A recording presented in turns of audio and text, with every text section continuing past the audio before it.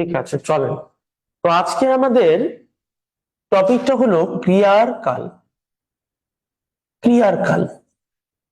এখন ক্রিয়া মানেই তো বুঝি আমরা বাক্যে যে পদ দিয়ে কোনো কাজ করা বোঝায়, কাজ হওয়া বোঝায় বা কোনো কাজ বোঝায়, তাই না? সেটাই ক্রিয়া। এখন ক্রিয়ার কাল জিনিসটা কি? এই ক্রিয়ার কালটাকে আমরা ইংরেজিতে বলে থাকি টেন্স। এবার সবার কাছে ক্লিয়ার হয়ে গেছে, তাই না? মানে ক্রিয়াটা কখন হয়েছে, ক্রিয়াটা কখন হয়েছিল, ক্রিয়াটা কখন হবে। তো ক্রিয়া সংগঠনের যে সময়টা, সেটাকে আমরা ক্রিয়ার কাল বলি। এইবার ক্রিয়ার কালের কিছু বেসিক জিনিস আমি পড়াচ্ছি, তারপর আমরা ক্রিয়ার কালের একটু বিশিষ্ট একটা ব্যবহারের দিকে চলে যাব। ওকে, চলেন। তাহলে ক্রিয়ার কালকে প্রধানত তিনটি ভাগে ভাগ করা হয়েছে,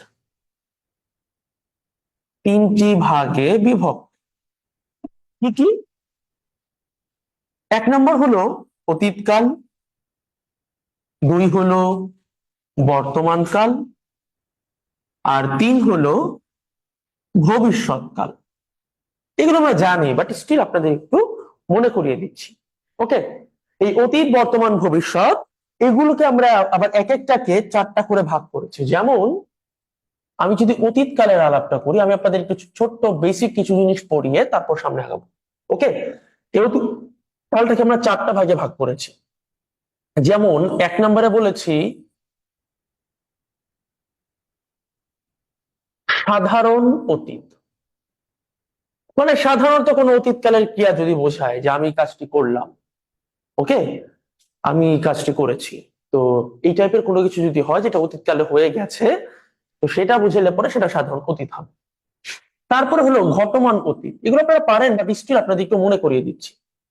ঘটমান অতীত মানে হলো অতীতকালে কোনো একটা কাজ চলছে, চলমান, ঘটছে। যেমন আমি বললাম যে মন্টু হেঁটে হেঁটে স্কুলে যাচ্ছিল, মানে আমি অতীতে কোনো একটা হচ্ছিল কাজ, কোনো একটা চলমান কাজ ছিল, সেই কাজটা চলছে, কন্টিনিউয়াস একটা ভাব বোঝাচ্ছে, তখন সেটাকে আমরা ঘটমান অতীত বলি।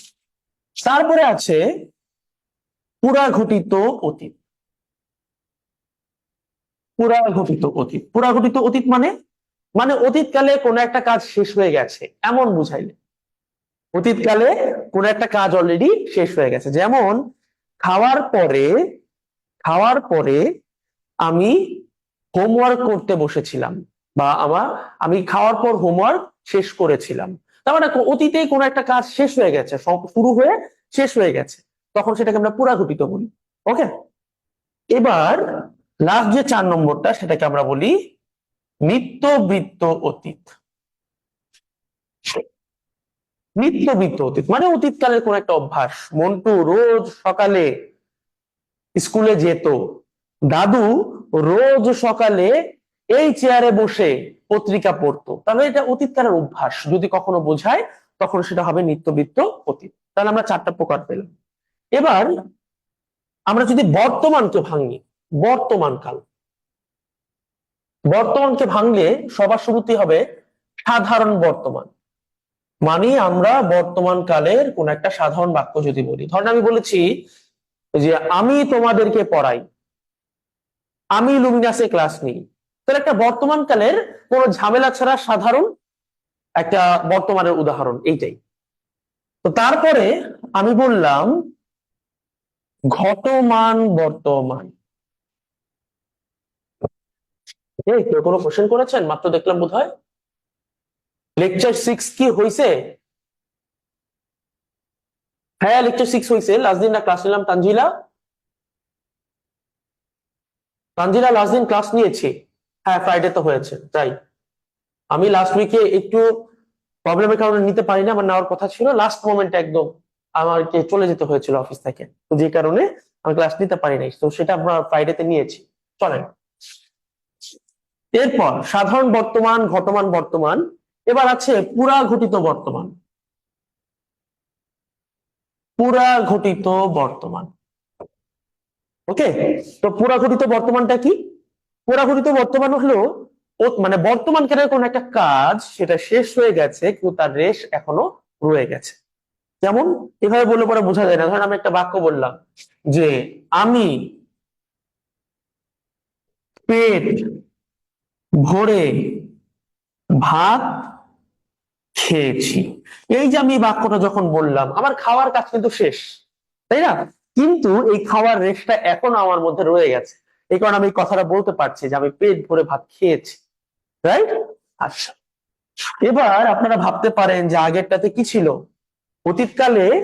4 নম্বরটাতে কি ছিল, নিত্যবৃত্ত অতীত। কিন্তু বর্তমানে নিত্যবৃত্ত অতীতটা ঢুকে গেছে সাধারণ বর্তমানের মধ্যে, মানে নিত্যবৃত্তটা। তাহলে এটা মানে পরিবর্তে কি আসছে, এটার পরিবর্তে আসছে বর্তমান অনুজ্ঞা। কয়দিন আগে একটা লেকচারে আপনাদের ছিল যে বাংলা অনুজ্ঞা নামে একটা টপিক ছিল, যে বাংলা অনুজ্ঞা কত প্রকার, বা বাংলা অনুজ্ঞা কি কি, বাংলা অনুজ্ঞা জিনিসটা কি, কোন কোন কালে বাংলা অনুজ্ঞা হয়, কোন কালে বাংলা অনুজ্ঞা হয় না। আপনাদের মনে আছে কিনা আবার একটু রিপিট করছি, যে অতীত কালে কখনো বাংলা অনুজ্ঞা হয় না। এখন অনুজ্ঞা জিনিসটা কি? অনুজ্ঞা হলো আদেশ, নিষেধ, অনুরোধ, ওকে, এই জিনিসগুলোকে বোঝায়, বারণ, এনিথিং, ওকে, যেগুলো দিয়ে আমি কমান্ড বুঝাতে পারবো, রিকোয়েস্ট বুঝাতে পারবো, তারপর নিষেধ বুঝাইতে পারবো, কাউকে কোনো কিছু থেকে থামাচ্ছি, এই টাইপের কোনো কিছু উপদেশ দিচ্ছি, কাউকে পরামর্শ দিচ্ছি, তখন সেগুলো হয়ে যাবে অনুজ্ঞা। এখন অনুজ্ঞা জিনিসটা অতীতকালে কখনো হয় না, বর্তমান কালে হয়। এবার বর্তমান কালে আমি কাউকে যদি রিকোয়েস্ট করছি, যেমন ধরেন দয়া করে চুপ থাকুন, তাহলে আমি কাউকে রিকোয়েস্ট করছি। তাহলে রিকোয়েস্টটা কোন কালে করছি, বর্তমান কালে করছি। চুপ থাকতে বলছি কোন কালে, বর্তমান কালে চুপ থাকতে বলেছি, তাহলে এটা হয়ে যাবে বর্তমান অনুজ্ঞা। ধরেন আমি বললাম 1 গ্লাস পানি দিবেন, এটাও বর্তমান অনুজ্ঞা। আমি বললাম চুপ করে পড়তে বসো, এটাও বর্তমান অনুজ্ঞা। ঠিক আছে? আচ্ছা, এবার আমরা চলে যাব ভবিষ্যৎ।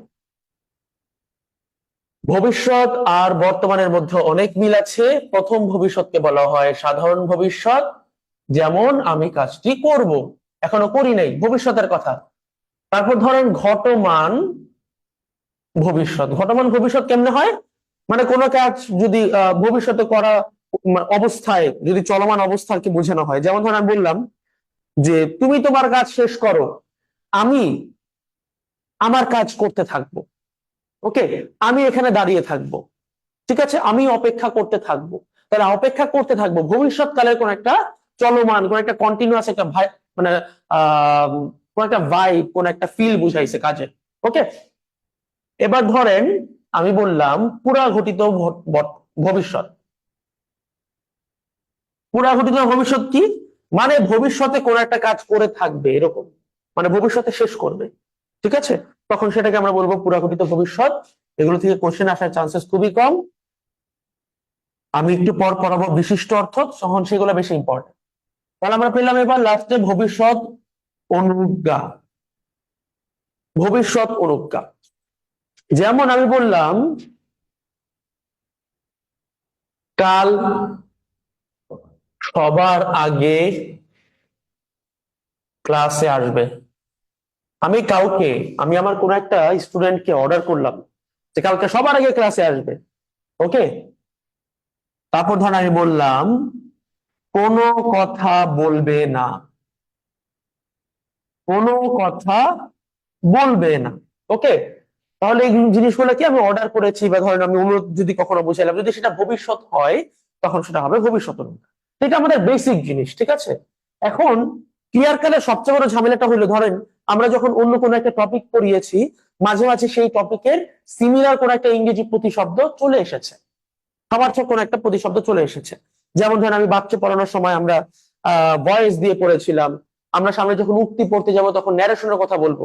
তো দয়া করে এই বাংলায় ক্রিয়ার কালের সাথে ইংরেজির টেন্সের কখনো মিলাবেন না, নেভার এভার, কখনো এটা মিলবে না। একদম কিন্তু উল্টাপাল্টা হয়ে যাবে, ঝামেলা হয়ে যাবে, তখন কিন্তু আপনি ঝামেলায় পড়বেন, ঠিক আছে। আচ্ছা, এবার বলেন ভাইয়া এর আগের স্লাইডটা একটু দেখানো যাবে? অবশ্যই রুদমিলা, আমি আবার দিচ্ছি, দেখেন। ভবিষ্যৎ হলো সাধারণ ভবিষ্যৎ, ঘটমান পুরাঘটিত, আর ভবিষ্যৎ অনুজ্ঞা। এই 4টা প্রকার নিয়ে আমরা ভবিষ্যৎকে ভাগ করেছি।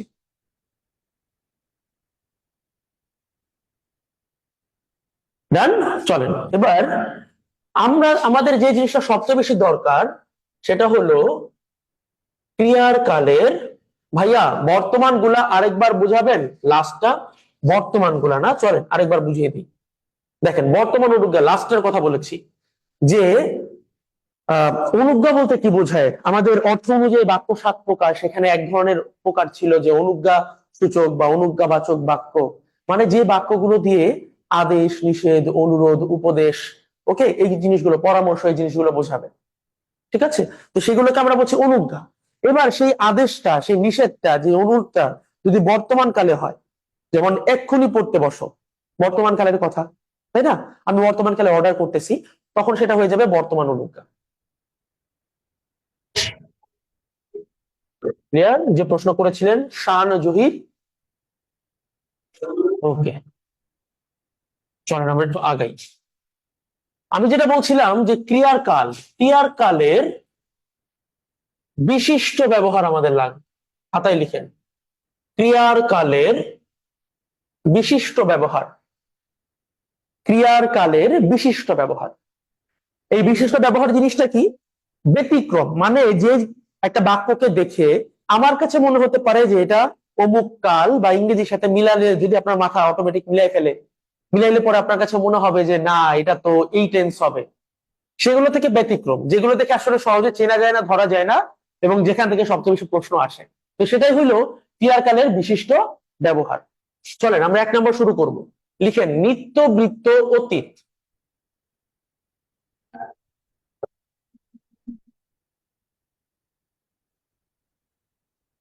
নিত্য, বৃত্ত, অতীত। 1 নম্বরে লিখেন।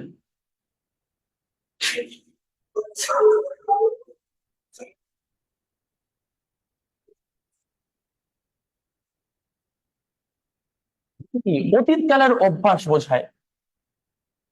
যদি অতীত কালের অভ্যাস, এটা তো আমি লিখাই দিলাম, অতীতকালের অভ্যাস, তখনই বললাম যে মন্টু রোজ সকালে স্কুলে যেত, দাদু সকালে উঠে এই চেয়ারে বসে পত্রিকা পড়তেন, অতীতকালের অভ্যাস। এবার আরেকটা জিনিস হতে পারে নিত্যবিত্ত অতীত, সেটা হলো যদি কখনো বাক্যে যদি থাকে এবং অতীতকালের ক্রিয়া থাকে, যদি থাকে এবং অতীতকালের ক্রিয়া থাকে, তার সাথে হইতে পারে বাক্যগুলো, মানে এই বাক্যগুলো, এগুলোর কথা বলতেছি, আমি একটু আরেকটু ক্লিয়ার করে লিখি, যে বাক্যে যদি কখনো যদি থাকে এবং অতীতকালের ক্রিয়া থাকে, প্লাস বাক্যগুলো কামনা,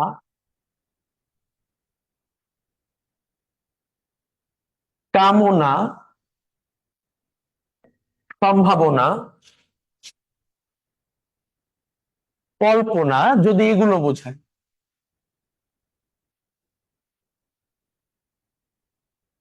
দেখেন দেখি কি বলেছি, একটু বড় করে লিখেছি, যে যদি কখনো বাক্যে যদি থাকে, কি থাকে? যদি, এবং তার সাথে যে ক্রিয়াটা থাকবে, সেই ক্রিয়াটা হইতে হবে অতীতকালের ক্রিয়া।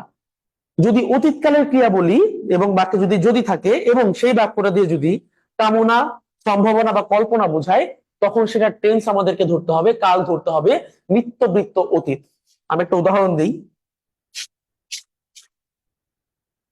যদি তুমি আসতে কত মজা হতো। আমাদের প্রথম কন্ডিশন, প্রথম শর্ত, বাক্যে যদি আছে কিনা, আছে। দ্বিতীয় শর্ত, যে ক্রিয়াটা আছে, যে ভার্বটা আছে, সেটা অতীতকালের কিনা। দেখেন, কত মজা হতো, হতো অতীতকালের ক্রিয়া, তাহলে 2টা কন্ডিশন ফিল আপ করছে না? যদি এই 2টা কন্ডিশন ফিল আপ করে, তার মানে এটা নিত্যবৃত্ত অতীতকালের উদাহরণ, নিত্যবৃত্ত অতীতকালের উদাহরণ। ওকে, যদি তুমি আসতে তবে কত মজা হতো। আবার ধরেন আরেকটা উদাহরণ দেই। ধরেন আমি লিখলাম 27 যদি হতো, 27 যদি হতো 127। কি লিখেছেন চ্যাট বক্সে? ভাইয়া নামাজের ব্রেক দিবেন, নামাজ পড়ে আসবেন। ঠিক আছে, কতক্ষণ দিব বলেন? কারণ আমাদের ক্যামেরাও বেশিক্ষণ ব্যাকআপ দিতে পারবে না, এটাও একটা চিন্তা আছে আমার। ওকে, 10 মিনিট আই গেস। চলেন 10 মিনিটে নামাজ পড়ে আসেন।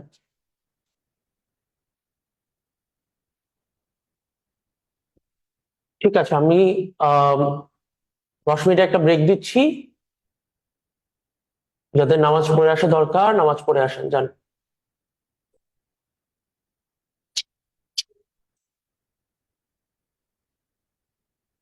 ঠিক আছে, শান্তভাবে আমি 10 মিনিটে দিয়েছি।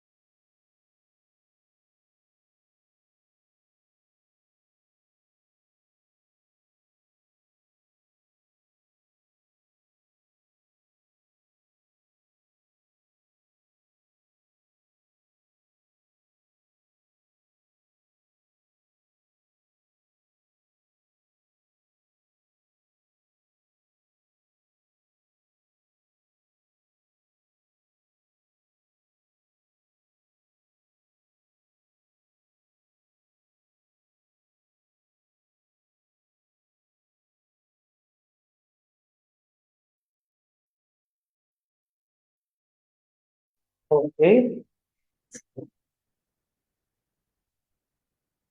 আবার ব্যাক করছি।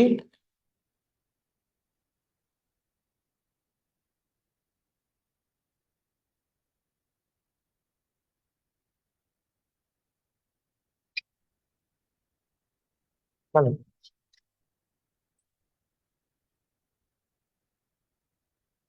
আচ্ছা, তাহলে একটু নিত্যবৃত্ত অতীতে আবার একটু বলি। নিত্যবৃত্ত অতীতে আমি বলছিলাম যে যে যদি অতীতকালের অভ্যাস বোঝায়, যদি অতীতকালের অভ্যাস বোঝায়, তখন সেটাকে আমরা বলবো নিত্যবৃত্ত অতীত। এবং তারপরের কন্ডিশনে বলেছিলাম যে বাক্যে যদি থাকে এবং ক্রিয়াটা থাকে অতীতকালের, এবং সেই বাক্যগুলো দিয়ে যদি কামনা, সম্ভাবনা, কল্পনা এগুলো বোঝায়, তখন সেগুলোকে আমরা নিত্যবৃত্ত অতীতকালের মধ্যে ধরবো। যেমন প্রথম বাক্যটা লিখেছি, যদি তুমি আসতে কত মজা হতো। তাহলে দেখেন, যদি আছে তার সাথে ক্রিয়াটা আছে হতো, কোন কালের?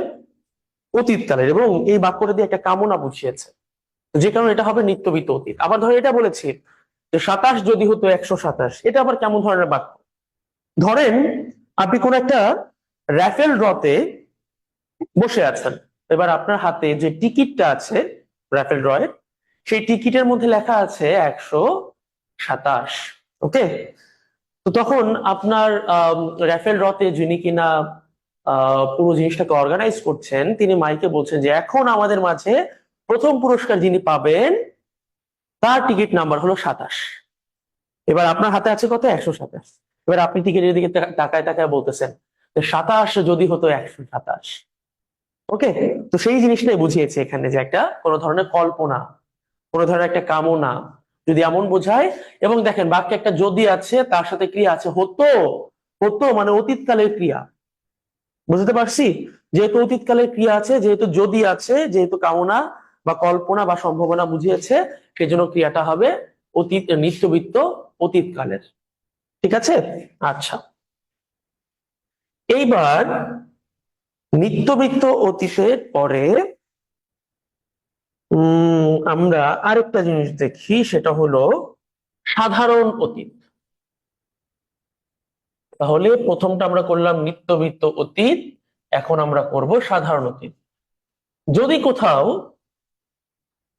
এক্ষুনি বা এইমাত্র জানলাম, শুনলাম, অবগত হলাম, এই স্ট্রাকচারের কোনো বাক্য থাকে, যে এক্ষুনি বা এইমাত্র জানলাম, শুনলাম, কত অবগত হলাম, এই টাইপের কোন একটা বাক্য। ধরেন আমি বললাম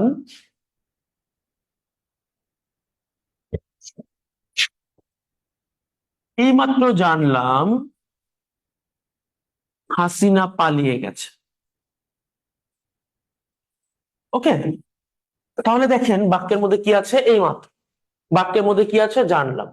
ওকে, তারপরে কি আছে এটা ম্যাটার করবে না এখন আর। আমাদের এই দুইটা জিনিস দেখে আমাদের ক্রিয়ার কাল নির্ণয় করতে হবে সাধারণ অতীত। এখন আপনাদের অনেকের মনে প্রশ্ন এখনো থাকতে পারে যে স্যার আমরা তো কাল পড়লাম যে কাল মূলত 3 প্রকার, প্রত্যেকটা আবার 4টা করে ভাগ আছে। এখন আমরা কি পড়তেছি? এখন আমরা পড়তেছি যেই বাক্যগুলো দেখলে পরে আপনি কালটা ধরতে পারবেন না। যেমন ধরেন, এই মাত্র জানলাম হাসিনা পালিয়ে গেছে। এখন কোন একটা কাজ সম্পূর্ণ হয়ে গেছে, তার রেশ যদি থাকে, সেটাকে বলা হয় পুরা ঘটিত বর্তমান। যদি শুধুমাত্র আপনাকে আমি প্রশ্ন দিতাম হাসিনা পালিয়ে গেছে, তখন সেটা হয়তো পুরা ঘটিত বর্তমান। কিন্তু বাক্যের মধ্যে তো এই এতটুকু বান্দা আছে যে এই মাত্র জানলাম, যদি এই মাত্র জানলাম থাকে, তখন আবার সেটা হয়ে যাবে সাধারণ অতীত। তাই না? ইন্টারেস্টিং না? যে আমার নর্মালি যদি পরেরটুকু থাকতো, তাহলে আমি আনসার করতাম পুরা ঘটিত বর্তমান। কিন্তু শুধুমাত্র এতটুকু জিনিস আছে দেখে, এই মাত্র জানলাম আছে দেখে, এটা হয়ে গেছে সাধারণ অতীত। বুঝতে পারছি? আচ্ছা, এইবার আরেকটা করবো আমরা, ইন্টারেস্টিং।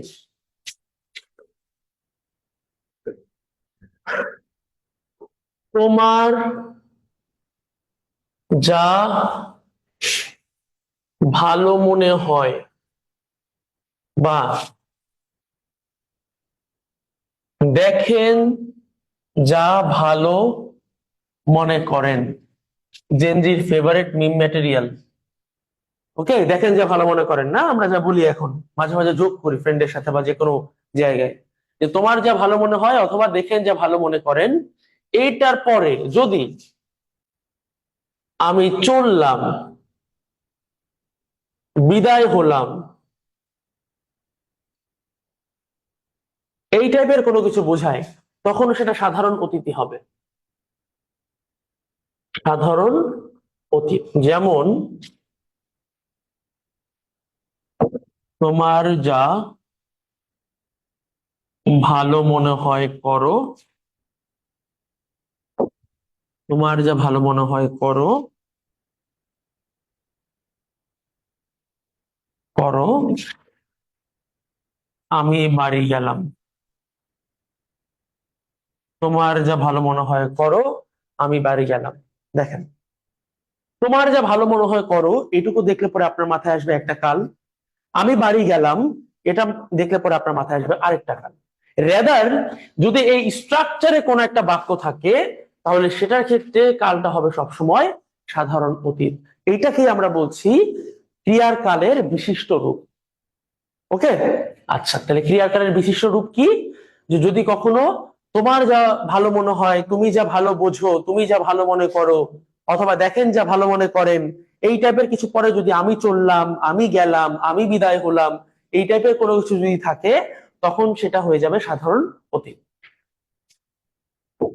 চলেন, তাহলে আমরা নিত্যবৃত্ত অতীত পড়েছি, আমরা সাধারণ অতীত পড়েছি। এবার আমরা বর্তমানে চলে আসবো, 3 নম্বর লিখেন। নিত্যবৃত্ত বর্তমান। কি লিখেছি? নিত্যবৃত্ত বর্তমান। 1 নম্বর লিখেন, স্থায়ী বা চিরন্তন সত্য বোঝালে।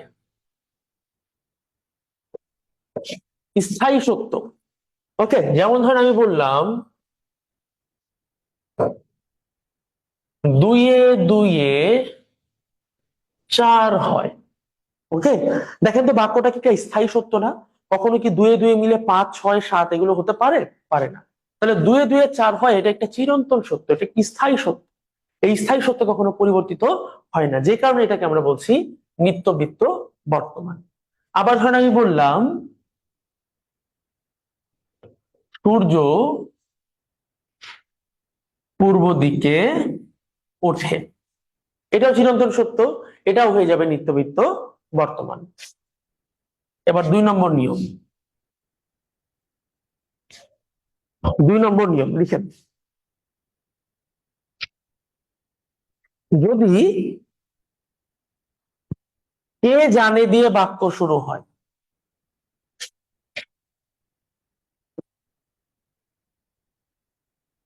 যদি কে জানে দিয়ে বাক্য শুরু হয়, যেমন কে জানে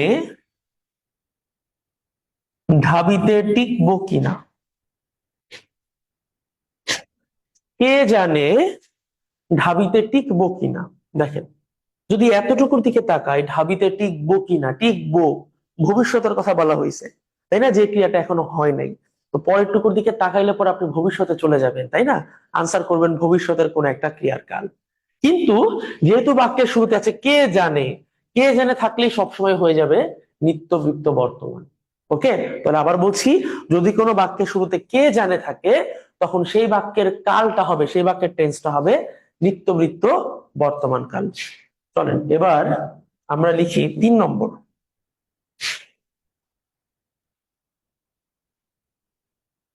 এন যুক্ত, এন যুক্ত ক্রিয়া দ্বারা ইতিহাস বর্ণনা করলে।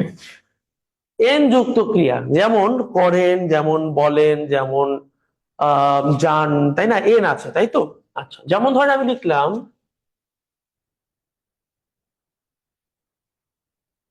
শাহজাহান, সম্রাট লিখে দিই, সম্মান দিই, সম্রাট শাহজাহান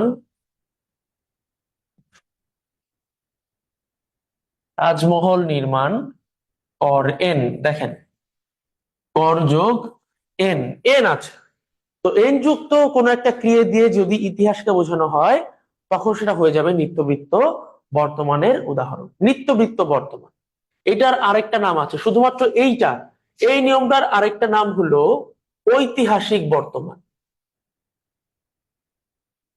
ঐতিহাসিক বর্তমান, শুধুমাত্র এই নিয়মটার, পুরাটুকু না। যদি কখনো বর্তমান কালে ইতিহাস ব্যক্ত হয় তখন সেটাকে আমরা ঐতিহাসিক বর্তমান বলি। ওকে, ঠিক আছে, এবার চলেন আমরা পরেরটাতে যাই। এই নিয়মটা খুবই খুবই ইম্পর্টেন্ট। ওকে, খুবই খুবই ইম্পর্টেন্ট। যদি যখন জেনো থাকে,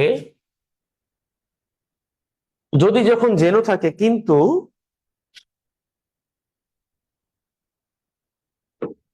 অতীতকালের ক্রিয়া থাকে না। কি বলেছি? তিনটা জিনিস, যদি, যখন, যেন। এরা থাকবে কিন্তু অতীতের কোনো ক্রিয়া কিন্তু সেখানে থাকবে না। আমি একটু ওই আগের টার্মটা থেকে আপনাদের মনে করাই দিই। যদি কোনো বাক্যে যদি থাকে এবং যদির পরে অতীতকালে ক্রিয়া বসে, দেখি তো আপনাদের মনে আছে কিনা। এই যে দেখেন এই নিয়মটা মাত্রই করালাম আমি, যেখানে এই যে দেখেন, যদি কখনো কোনো বাক্যে যদি থাকে এবং অতীতকালে ক্রিয়া থাকে তাহলে সেটা হবে নিত্যবৃত্ত অতীত। এখন আমি বলতেছি যদি, যখন, যেমন, যদি এরা থাকে, যদি যখন যেন, সরি, যদি যখন যেন, যদি এরা থাকে এবং অতীতকালের কোনো ক্রিয়া যদি না থাকে তখন আমরা সেটাকে কি বলবো? দেখেন দেখি, সেটাকে আমরা বলবো তখন নিত্যবৃত্ত বর্তমান কাল।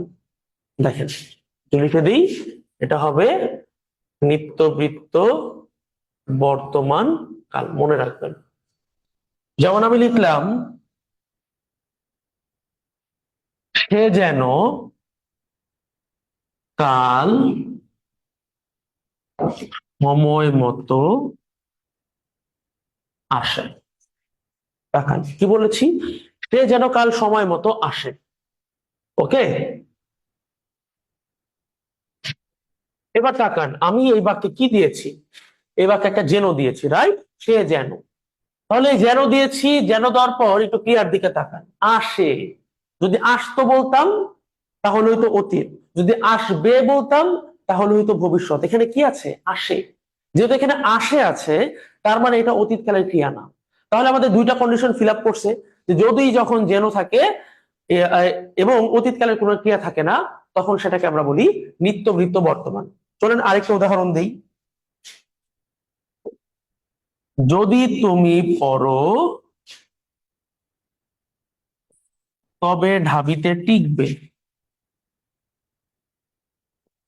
দেখেন, যদি আছে আর ক্রিয়াটা অতীতকালের নাই, তাই না? টিকবে, ভবিষ্যতের কোনো সমস্যা নেই, ভবিষ্যৎ হলেও কোনো সমস্যা নেই, খালি কন্ডিশন হলো অতীতকাল থাকা যাবে না। যেহেতু অতীতকাল নাই, যেহেতু যদি আছে, সেই জন্য সেই কালটা হয়ে যাবে নিত্যবৃত্ত বর্তমান কাল। আচ্ছা, আমি যখন দিয়ে একটা উদাহরণ দিই। ধরেন আমি বললাম, মন্টু যখন আসে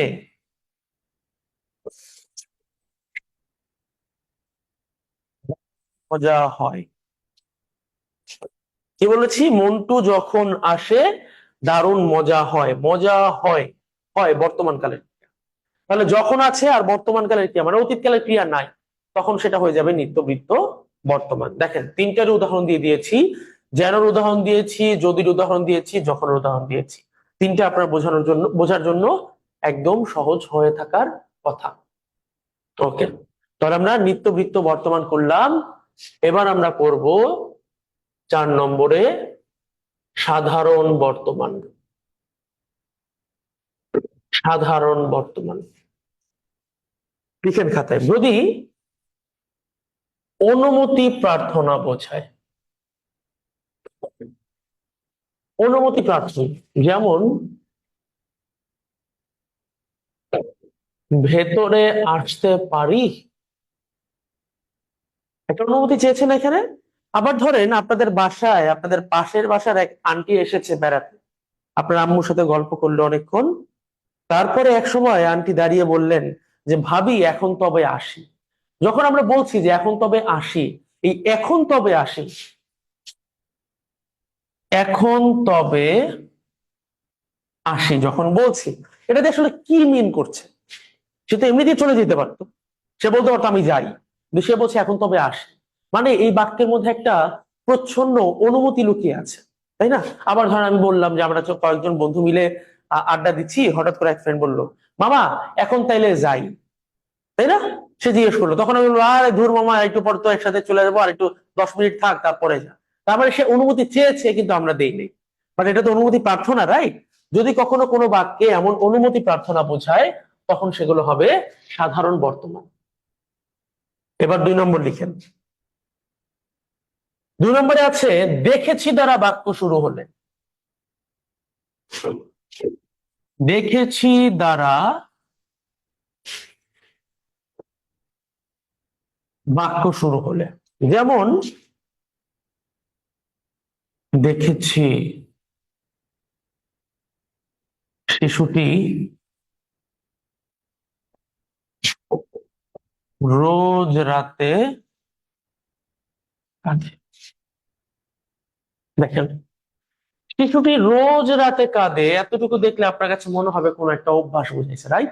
হ্যাঁ, অভ্যাস বুঝাইছে, এটা নিয়ে কোনো দুশ্চিন্তার কিছু নাই, এতটুকুতে অভ্যাস বুঝাইছে। এখন অভ্যাস বুঝাইলে পরে বর্তমানে হয় নিত্যবৃত্ত বর্তমান, আর অতীতকালের অভ্যাস বুঝাইলে হয় নিত্যবৃত্ত অতীত। তাহলে এটাকে আমি নিত্যবৃত্ত অতীত দিব নাকি নিত্যবৃত্ত বর্তমান দিব? আনসার ইজ না। আমরা যেহেতু দেখেছি আছে, এই দেখেছির কারণে এটাকে আমরা দিয়ে দিব সাধারণ বর্তমান। মূলত আমি যে দেখেছি এই শিশুটির রোজকার অভ্যাস, আমার দেখার ব্যাপারটা, এই দেখেছির মধ্যে আসলে ক্রিয়ার কালটা নিরূপিত হচ্ছে। ক্রিয়ার কালটা আমরা এই জায়গায় নির্ণয় করছি, এইখানে না। ওকে, যে কারণে দেখেছি থাকলে পরে আমরা কি দিব? সাধারণ বর্তমান কাল। এরপর 3 নম্বর লিখেন। যদি প্রাচীন কোন লেখকের উদ্ধৃতি থাকে, প্রাচীন লেখকের উক্তি, যেমন চণ্ডীদাস বলেন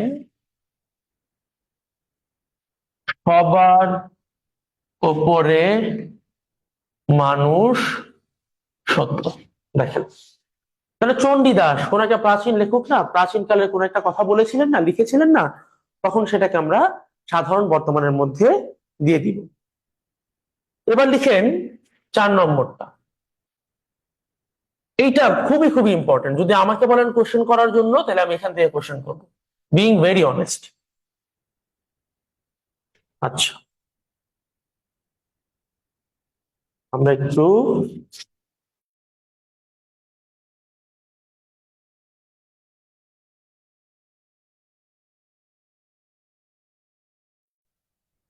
ঠিক আছে, চলে ওখানে চলে যায় এবার। হ্যাঁ, যদি ক্রিয়ার পরে নাবোধক শব্দ থাকে, ভীষণ ইম্পর্টেন্ট, একটু মাথায় রাখেন। হ্যাঁ, প্রথম কন্ডিশন কি? ক্রিয়ার পরে যদি নাবোধক শব্দ থাকে। তারপরে বলছে অতীত নির্দেশক শব্দ থাকবে, কিন্তু অতীতের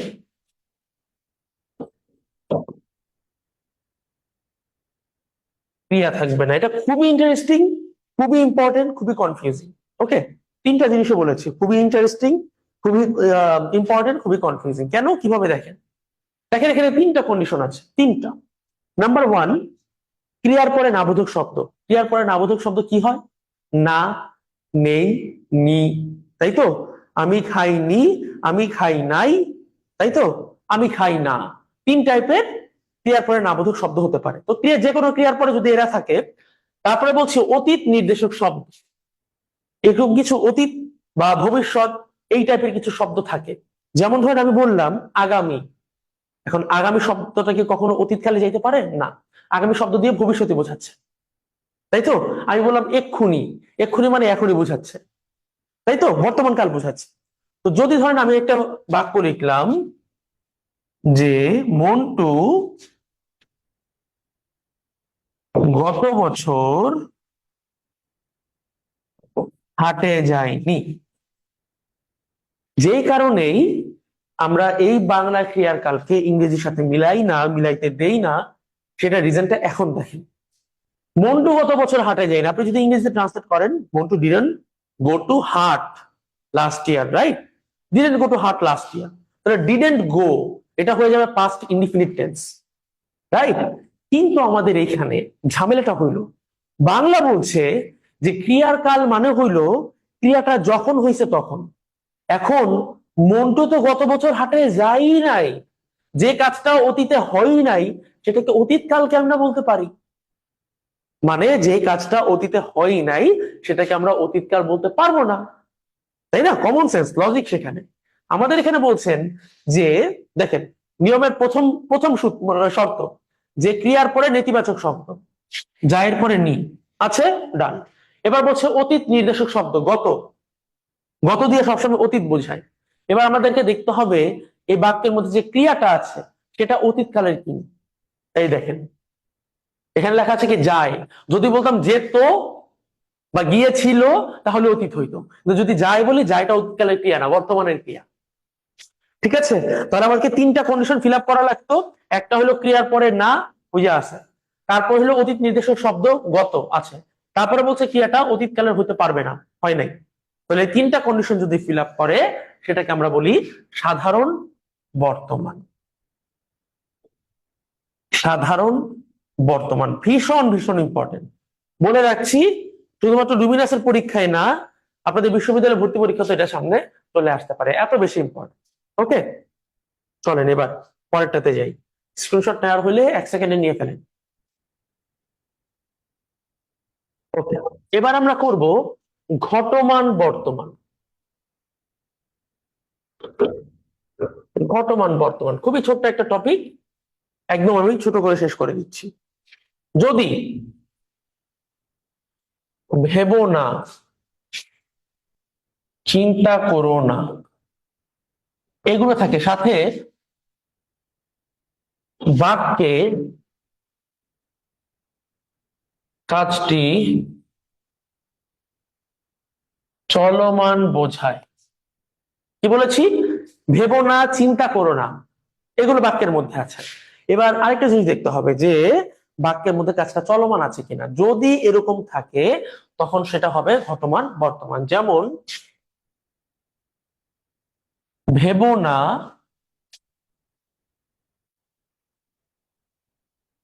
7 তারিখে বিয়ের ব্যবস্থা করছি, তাকান, করছি, করছি কন্টিনিউয়াস বা ঘটমান জিনিস বোঝাচ্ছে না? এবার দেখেন শুরুতে কি আছে, ভেবো না। যেহেতু শুরুতে ভেবো না আছে এবং তারপরে বাক্যটাতে কন্টিনিউয়াস বা চলমান কোনো কাজ করছি, তাই না? করছি ঘটমান বা চলমান বুঝাইছে, তখন সেটা হবে ঘটমান বর্তমান। যদিও এটা দেখে এমন ভাবার যথেষ্ট কারণ আছে যে এটা ঘটমান বর্তমান হবে না, কন্টিনিউয়াস মানে প্রেজেন্ট কন্টিনিউয়াস টাইপের কোনো কিছু হবে না, বর্তমানে চলতেছে এমন কিছু হবে না। বাট স্টিল না, বলে দেই, ভেবো না অথবা চিন্তা করো না দিয়ে যদি বাক্য শুরু হয় এবং তার পরের অংশ দিয়ে যদি চলমান বোঝায়, চলতেছে এমন বোঝায়, তখন সেটাকে আমরা ঘটমান বর্তমান বলবো। এরপর আছে আমাদের আজকের লাস্ট টপিক, লিখেন সাধারণ ভবিষ্যৎ। সাধারণ ভবিষ্যৎ, ওকে। একটাই নিয়ম ভীষণ ইম্পর্টেন্ট, কে জানতো দিয়ে বাক্য শুরু। যেমন আমি বললাম কে জানতো স্বৈরাচারের পতন হবে। কে জানতো স্বৈরাচারের পতন হবে, দেখেন কি আছে, আমি বললাম কে জানতো। এই কে জানতো থাকার কারণে এই বাক্যের পরে যেটাই থাকবে সেটা কাল হয়ে যাবে সাধারণ ভবিষ্যৎ। ঠিক আছে, কে জানতো থাকলে কি হবে? সাধারণ ভবিষ্যৎ হবে। আর যদি কে জানে থাকে তাহলে কিন্তু আবার নিত্যবিত্ত বর্তমান হবে, দুইটা কিন্তু পার্থক্য আছে। কে জানে থাকলে শুরুতে লিখিয়েছি, আপনার কাছে স্ক্রিনশট অথবা আপনার খাতায় লেখা আছে, যে কে জানে থাকলে পরে হবে নিত্যবিত্ত বর্তমান, আর কে জানতো থাকলে হবে সাধারণ ভবিষ্যৎ। ওকে, তাহলে ক্লিয়ার কালের আমি একটু আপনাদেরকে বলে দিচ্ছি। আপনাদের কাছে যে লেকচার শিটটা পৌঁছে যাবে, সেই লেকচার শিটে প্রথম এবং দ্বিতীয় পৃষ্ঠায় অনেকগুলো ক্লিয়ার কালের বিশিষ্ট ব্যবহার দেওয়া আছে, সেগুলো আপনারা পড়ে ফেলবেন। তার সাথে আছে জ্যোতি বা ছেদ চিহ্ন।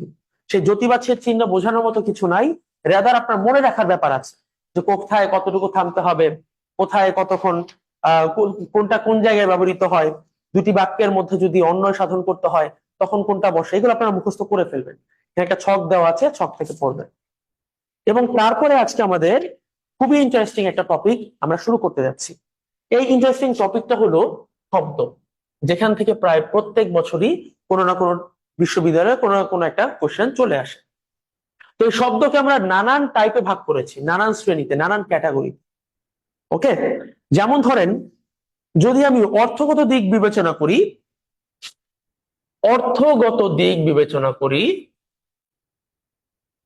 তাহলে অর্থগত দিক থেকে শব্দ হলো তিন প্রকার। অর্থের দিক থেকে যেমন আমি বললাম যৌগিক বাক্য। এবার যৌগিক বাক্য জিনিসটা কি? ভাইয়া যৌগিক মানে তো যুক্ত থাকে, একাধিক থাকে, তার মানে মনে হয় এখানে একাধিক আছে। আসলে ব্যাপারটা এমন না। ব্যাপারটা হইলো, যদি কখনো ব্যবহারিক শব্দের সাথে উৎসের অর্থ মিল আছে, উৎসের অর্থ মিল থাকে, কি বলেছি? বলেছি যদি ব্যবহারিক শব্দের সাথে উৎসের অর্থ মিল থাকে। যেমন আমি বললাম একটা শব্দ হলো মধুর। ওকে, এবার মধুর শব্দটাকে যদি আমরা ভাঙি, কোত্থেকে আসছে? মধু, মধুর সাথে আমরা র যুক্ত করেছে। তাহলে দেখেন, মধু দিয়ে এখানে কি বোঝায়? মিষ্টতা বোঝায়। আর মধুর দিয়ে কি বোঝায়? মধুর দিয়েও মিষ্টতা বোঝায়। তাহলে দুইটার সাথে একটা সামঞ্জস্য আছে না, একটা অর্থের মিল রয়েছে না? আরেকটা উদাহরণ দিই আপনার জন্য। যেমন ধরেন আমি একটা শব্দ লিখলাম মিতালি। এই মিতালিকে যদি আমরা ভাঙি, তাহলে হবে মিতা যোগ আলী। মিতা শব্দের অর্থ হলো বন্ধু, আর মিতালি শব্দের অর্থ বন্ধুত্ব। তাহলে দেখি, একবার বলেন দেখি, যে মূল শব্দটা ছিল বা ব্যবহারিক শব্দটা ছিল মিতালি, মিতালিটা আসছে মিতা শব্দ থেকে। এখন মিতা অর্থ হলো বন্ধু, আর মিতালি অর্থ হলো বন্ধুত্ব, তাহলে কি অর্থের একটা মিল রয়েছে না, সামঞ্জস্য রয়েছে না? ঠিক এমন আরো অনেকগুলো শব্দ আছে আপনাদের লেকচার শিটে। যেমন আমি একটা উদাহরণ দিয়ে দিই, যে আমরা সন্ধিতে করেছিলাম গায়ককে ভাঙলে হয় গই যোগ অক। এই গই একটা ধাতু, যার অর্থ হলো গান গাওয়া।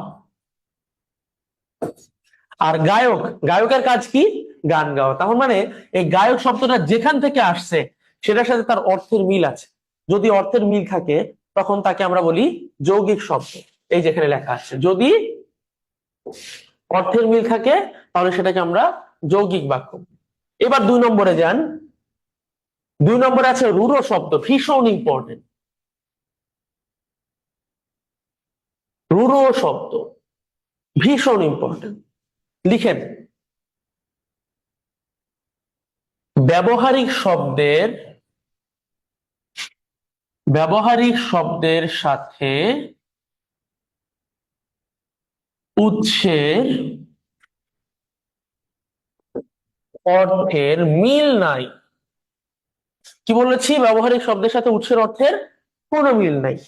এবং আরেকটা ছোট্ট জিনিস বলে দিই, এটা তৈরি হইতে পারে শুধুমাত্র সন্ধি অথবা উপসর্গ অথবা প্রত্যয় দিয়ে। কি দিয়ে? সন্ধি, উপসর্গ, প্রত্যয়। যেমন একটা উদাহরণ দিচ্ছি, আমি বললাম একটা শব্দ হলো বাঁশি। বাঁশি শব্দটা এসেছে বাঁশ যোগ ই থেকে। কি থেকে এসেছে? আচ্ছা, এই বাঁশিটা কি? বাঁশি একটা মিউজিক্যাল ইনস্ট্রুমেন্ট, সঙ্গীত যন্ত্র, তাই না? বাজনা বাজে। সেটা এসেছে কোত্থেকে? বাঁশ একটা কৃষি পণ্য, একটা কৃষি দ্রব্য। তাহলে একবার দেখেন দেখি, বাঁশি শব্দের সাথে বাঁশের কোনো মিল আছে? জগতের সকল বাঁশি কি বাঁশ দিয়ে বানানো? প্লাস্টিকের বাঁশি নাই, লোহা দিয়ে বানানো বাঁশি নাই, পিতলের বাঁশি নাই, আছে তো? তাহলে দেখেন, এই বাঁশি শব্দের সাথে এই বাঁশের অর্থ।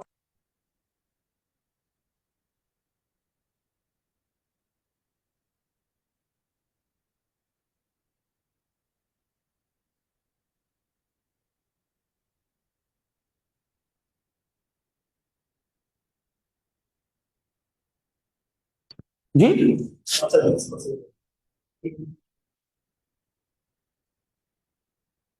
বক্তা বললেন কি মিস করেছেন, আমি আপনার কথা বুঝিনি।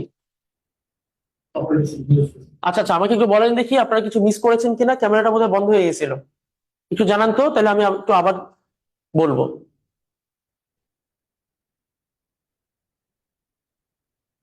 কি হয়েছিল আমাকে একটু বলেন, মানে আপনারা মিস করেছেন, কতটুকু মিস করেছেন?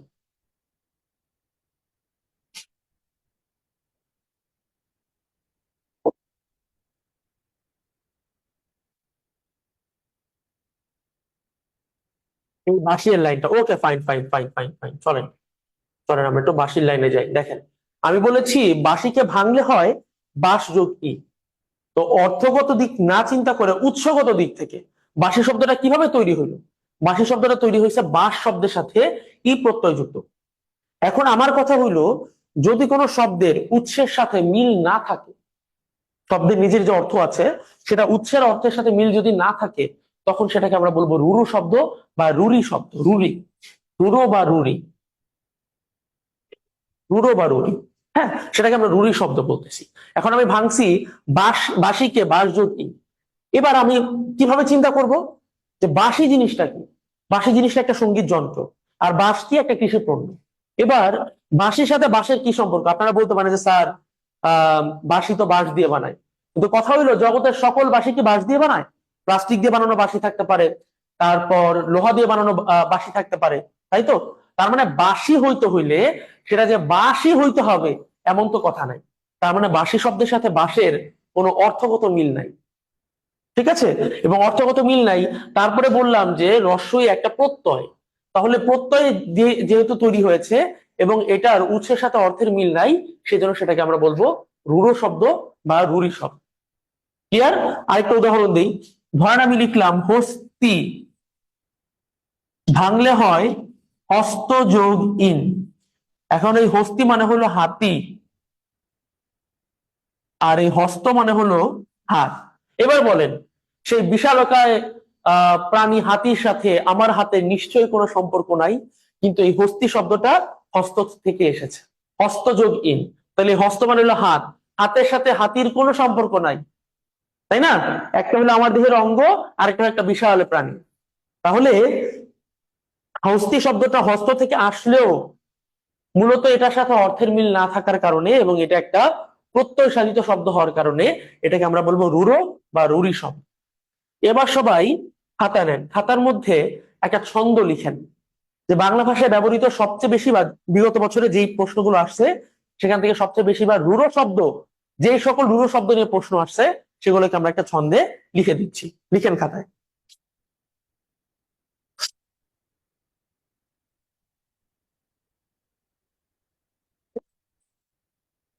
যে সন্দেশ খেয়ে প্রবীণ লোকটি, প্রবীণ লোকটি পাঞ্জাবি পরে, প্রবীণ লোকটি পাঞ্জাবি পরে ঝিকে সাথে নিয়ে, ঝিকে সাথে নিয়ে মণ্ডপে গিয়ে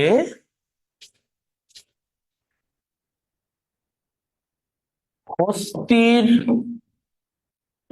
পিঠে চড়ে বাঁশি বাজায়, বাঁশি বাজায়, যা গবেষণা করে যা গবেষণা করে কুশল হরিণ পালায়।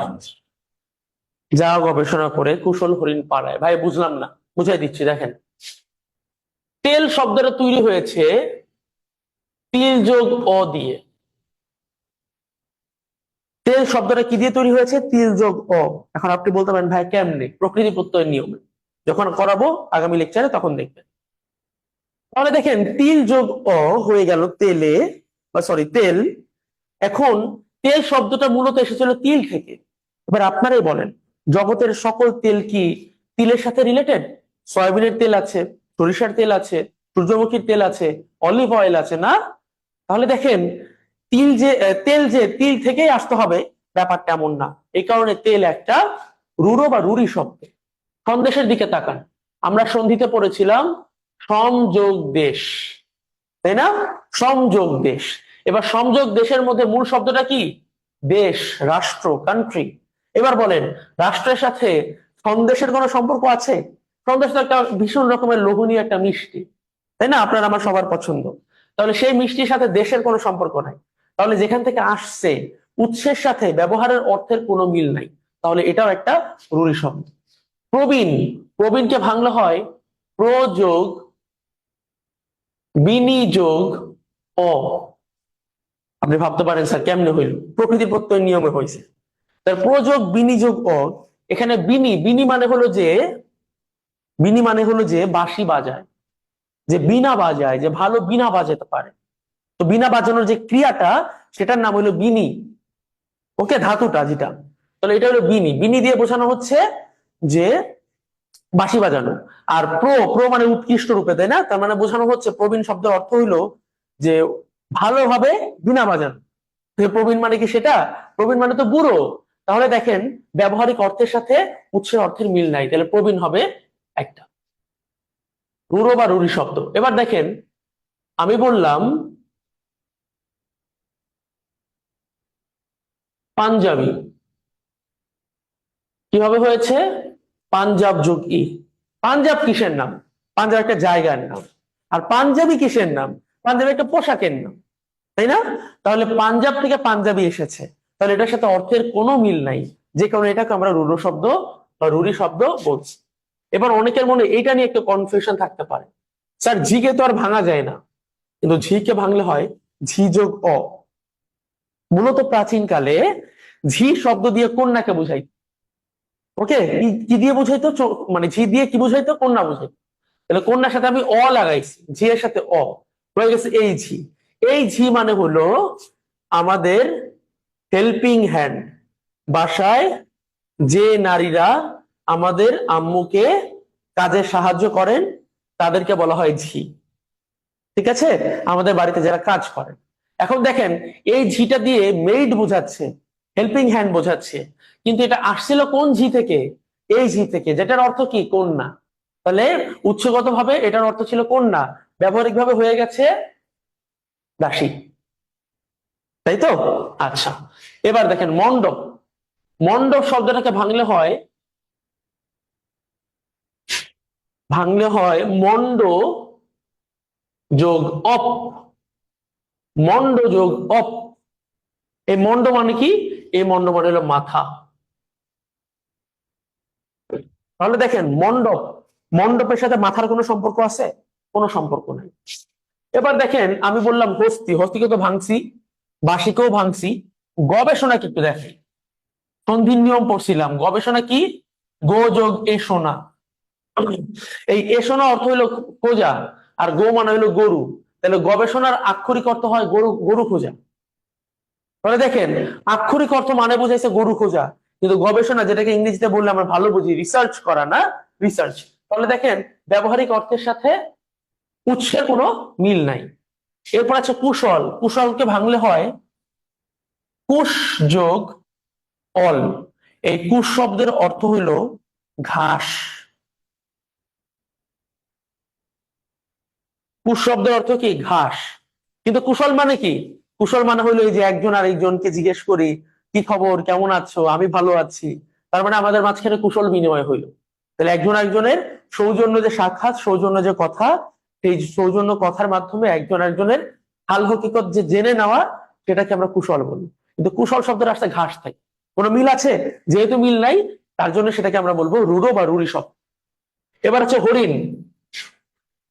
হরিণ শব্দকে ভাঙলে হয় রি যোগ ইন। আক্ষরিক ভাবে রি যোগ ইন মানে হলো যে কিনা আমাদের হৃদয় হরণ করে। এবার যেই হৃদয় হরণ করে তাকেই কি আমরা হরিণ বলে ডাকি, তাকে আদর করে অন্য কোনো কিছু ডাকি? তার মানে আমরা বুঝতে পারতেছি এই হরিণ শব্দের আক্ষরিক অর্থের সাথে ব্যবহারিক কোনো মিল নাই। ঠিক আছে, ওকে, এতটুকুই। তাহলে আমরা রুডো বা রুডি শব্দের একটা ছন্দ জেনে ফেললাম। একটু আবার বলে দিই, তেলে ভাজা সন্দেশ খেয়ে প্রবীণ লোকটি পাঞ্জাবি পরে ঝিকে সাথে নিয়ে মণ্ডপে গিয়ে হস্তির পিঠে চড়ে বাঁশি বাজায়, যা গবেষণা করে কুশল হরিণ পালায়। তাহলে এখানে যে কয়টা নিচে দাগ দিয়েছি সবগুলো কিন্তু রুডো বা রুড়ি শব্দ। এবার চলেন 3 নম্বরে। এই রুড়ো বা রুড়ি শব্দের পরে আসছে যোগ রুড়ো শব্দ। নামে কাছাকাছি, কাহিনীও সেম, কিন্তু ওইটার ক্ষেত্রে বলেছিলাম যে রুড়ো বা রুড়ি শব্দ হবে শুধুমাত্র 3টা জিনিস নিয়ে। হয় সেটা সন্ধি সাধিত হবে, হয় সেটা প্রত্যয় সাধিত হবে, না হয় সেটা উপসর্গ সাধিত হবে। কিন্তু যোগ রুড়ো মানে হলো সমাস। যোগ রুড়ো মানে কি? সমাস। একটা ছোট্ট জিনিস লেখেন যে ব্যাস বাক্যের সাথে সমস্ত পদের অর্থের মিল থাকে না। যেমন আমি একটা সমাস লিখলাম, পঙ্কজ। সবাই জানে এটা কি হবে? পঙ্কে জন্মে যা। এই পঙ্ক মানে হলো কাদা। তার মানে কাদায় যেটা জন্মায় সেটাকে আমরা পঙ্কজ বলতে পারবো, তাই না? এমনকি পঙ্কজের তো নিজস্ব একটা উদাহরণ আছে, সরি অর্থ আছে, সেটা হলো পদ্ম। তাহলে পঙ্কজ দিয়ে আমরা যে কাউকে বলতে পারবো না। এবার কাদার মধ্যে তো কলমি শাকও হয়, কাদার মধ্যে তো ঘাসও হয়। তাহলে ঘাসটা নিশ্চয় আমি পঙ্কজ বলে ডাকতে পারবো না, কলমি শাককে পঙ্কজ বলে ডাকতে পারবো না, রাইট? তাহলে দেখেন, এই পঙ্কজ যে শব্দটা, এটা হলো সমস্ত পদ, আর পঙ্কে জন্মে যায় এটা হলো ব্যাস বাক্য। তাহলে ব্যাস বাক্যের সাথে সমস্ত পদের অর্থ মিলে নাই, এই জন্য এই শব্দটাকে আমরা বলতেছি যোগ রূঢ়। এরকম আর একটা শব্দ আছে জলধি। জলধির ব্যাস বাক্য হলো জল ধারণ করে যা। জল ধারণ করে তো আমার বাসার বোতলও, আমার বাসার জগও, আমার বাসার গ্লাসও জল ধারণ করে। তো তাকে কি আমি জলধি বলতে পারবো? পারবো না। জলধি মানে হলো সাগর, ওকে? জলধি মানে সমুদ্র। ঠিক আছে, তাহলে আমরা অর্থগত দিক থেকে শব্দের 3 প্রকার পড়লাম। এইবার আছে আমাদের গঠনগত দিক থেকে শব্দ। গঠনগত দিক থেকে শব্দ 2 প্রকার। এক হলো মৌলিক শব্দ।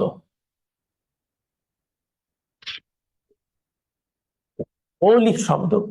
এবার আপনাদের একটু কনফিউশন লাগতে পারে যে স্যার আপনি একটু আগে বললেন যে অর্থগতর মধ্যে যৌগিক শব্দ, এখানে আবার মৌলিক শব্দ। হ্যাঁ, এটা একটু মাথায় রাখতে হবে, দুইটাকে একসাথে আনা যাবে না। মৌলিকের সাথে যৌগিক না, মৌলিকের সাথে হলো সাধিত, একটু পরে দেখাবো আমি। মৌলিক শব্দ হলো যে শব্দগুলোকে আর ভাঙা যায় না। যেমন আমি লিখলাম বই, যেমন আমি লিখলাম জল, যেমন আমি লিখলাম গোলাপ। মানে এগুলো কোনো কিছু সাধিত শব্দ না, এগুলো উপসর্গ দিয়ে তৈরি হয় নাই, এগুলো সন্ধি দিয়ে তৈরি হয় নাই, এগুলো প্রকৃতির প্রত্যয় দিয়ে তৈরি হয় নাই, এগুলো মূল শব্দ। যেমন আমি লিখলাম পানি। দেখেন এই শব্দগুলোকে ভাঙা কিন্তু যাচ্ছে না। কিন্তু যদি আমরা আরেকটা প্রকারে যাই, সাধিত শব্দ যদি লিখি, ধরেন আমি লিখলাম এবার জলীয়, এটাকে ভাঙা যায় না। কিভাবে ভাঙা যায়? আমি লিখলাম জল যোগ ইও, এই যে ভেঙে ফেলছি। তাহলে যেই শব্দটাকে ভাঙা যায় না সেটা মৌলিক শব্দ, আর যেই শব্দটাকে ভাঙা যায় সেটা সাধিত শব্দ। আপনারা যদি এই লেকচার শিটটা হাতে নেন, সেখানে অনেকগুলো উদাহরণ পাবেন। যেমন আছে হাতা। হাতা মানে কি? হাতাকে ভাঙলে কি পাবো? হাত যোগ আ, তাই তো? তার মানে একটা মূল শব্দের সাথে কিছু একটা যুক্ত হয়েছে, আমরা এই শব্দটাকে ভাঙতে পারছি। যেহেতু শব্দটাকে ভাঙতে পারছি সেহেতু সেটা হয়ে যাবে সাধিত শব্দ। ক্লিয়ার? এবার আপনাদের একটু কাজ আছে। আমি আজকে এতটুকুই পড়াবো, আমার পড়ানোর মধ্যে যা কিছু আছে এতটুকুই। শুধুমাত্র উৎসগত দিকটা আমি একটু দেখিয়ে দিচ্ছি। উৎসগত দিকটাকে বোঝানোর মতো কিচ্ছু নাই, আপনাদেরকে সেটা খুব ভালো মতো পড়তে হবে। উৎসগত দিক থেকে শব্দ হলো 5 প্রকার। এক হলো তৎসম শব্দ। তৎসম শব্দ আমরা চিনি, কিন্তু কেমনে চিনি? 5টা জিনিস দিয়ে চিনি। যদি দীর্ঘ ই, যদি দীর্ঘ উ, যদি মূর্ধন্য ন, যদি মূর্ধন্য স, যদি খণ্ড ত, যদি এরা থাকে তাহলে তারা তৎসম শব্দ হয় সাধারণত। এবার ধরেন আমি লিখলাম অর্ধ তৎসম।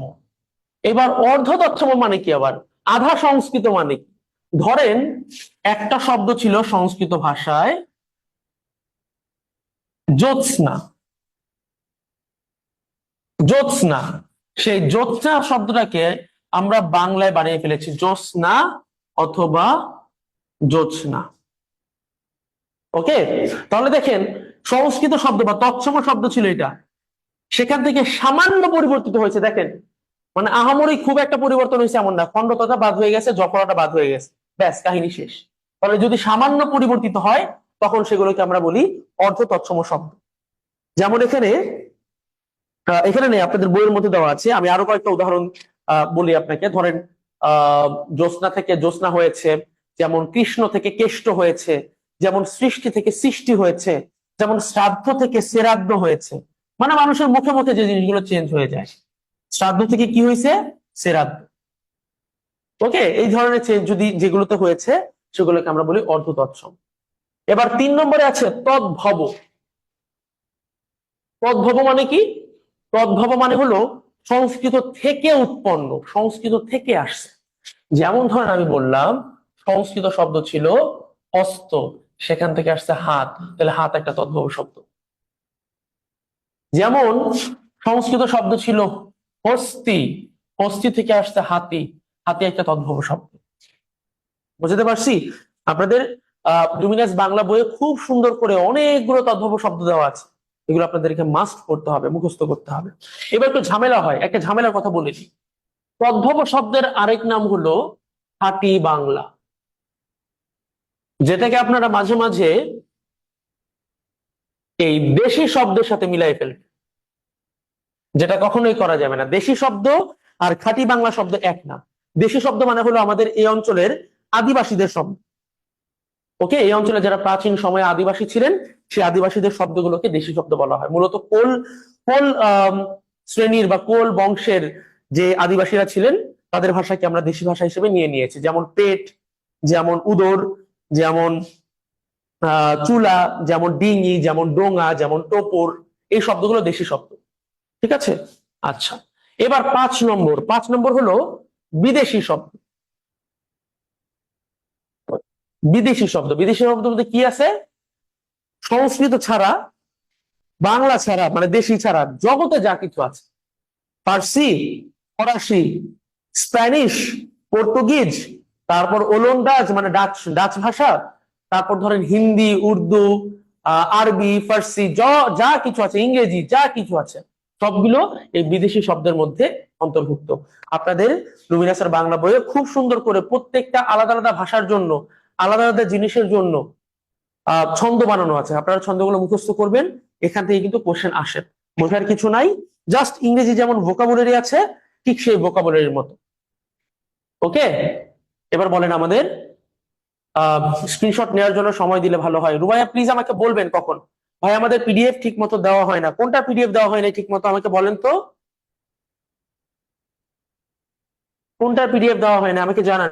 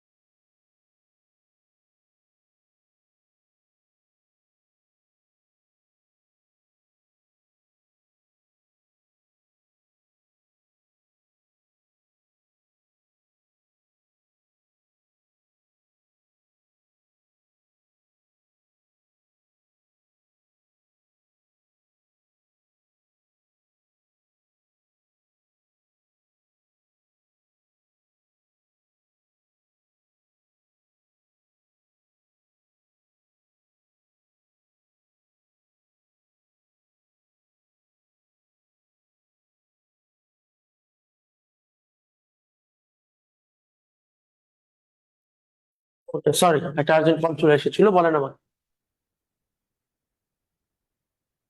আগের লেকচারে না, আগের লেকচার কোনটা? আজকে আমরা কত করলাম? 7 করলাম, 6 এখনো যায়নি। ঈশা আমাকে জানান তো।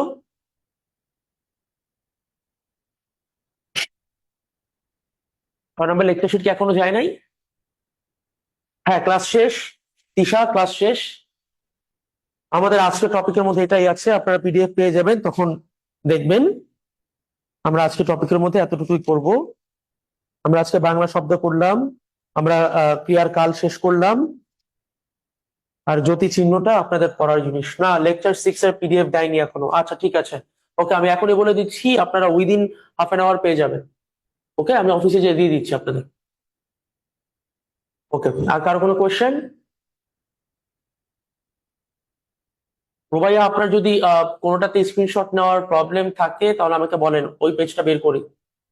অথবা আপনারা তো রেকর্ডেড ক্লাস পেয়েই যাবেন।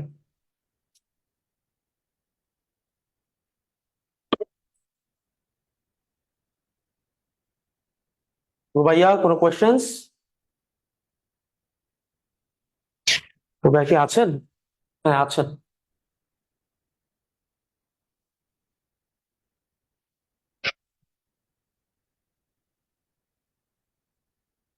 ভাইয়া কি শুনতে পাচ্ছেন আমাকে?